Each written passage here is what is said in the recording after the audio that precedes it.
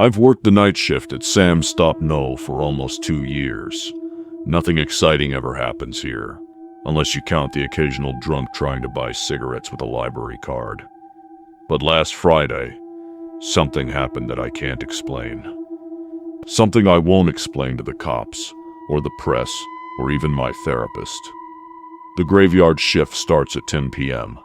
Most nights it's just me, fluorescent lights humming overhead, and the buzz of the old soda fridge that sounds like it's dying a slow death. I usually kill time reading graphic novels or watching the weird, static, crawling security cameras. That night, I was restocking the candy rack when the bell over the door rang, a high, metallic ding that echoed through the empty aisles like it didn't want to stop. In came 4 teenagers, baggy hoodies, scuffed sneakers, too much swagger for 11:30 p.m.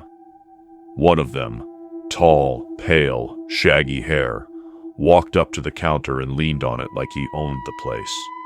"Yo, my guy," he said, smirking. "We're taking a little midnight haul. You cool with that? Or do we have to get uncool?" I stared at him. He wasn't hearing a weapon, but the way he said it made my stomach knot. I cleared my throat.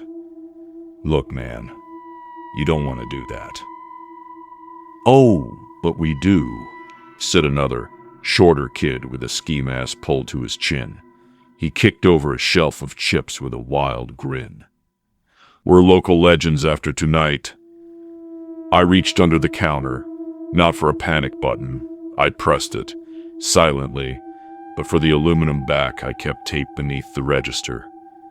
But I never got to grab it, because the lights flickered and then cut out completely.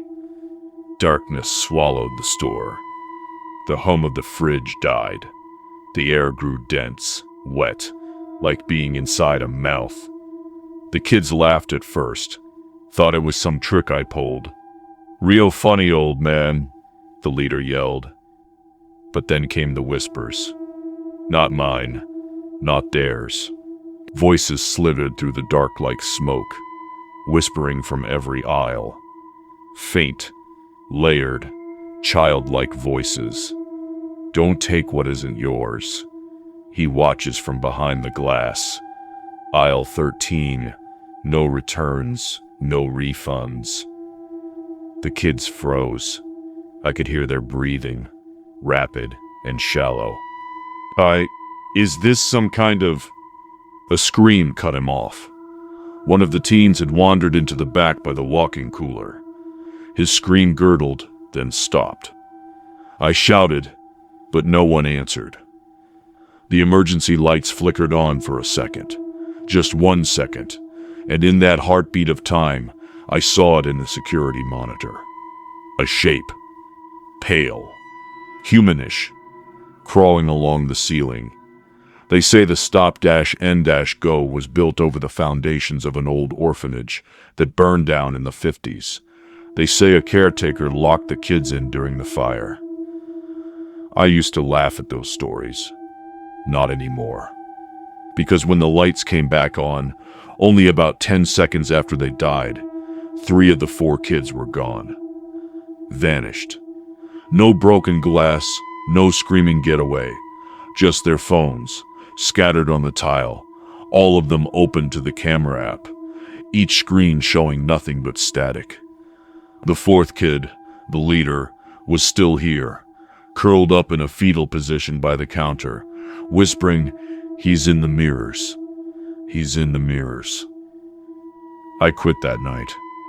Never came back. But I still dream about it sometimes. About the shape crawling upside down over the snack aisle. About the laughter that wasn't human. About the freezer door that keeps opening in my dreams.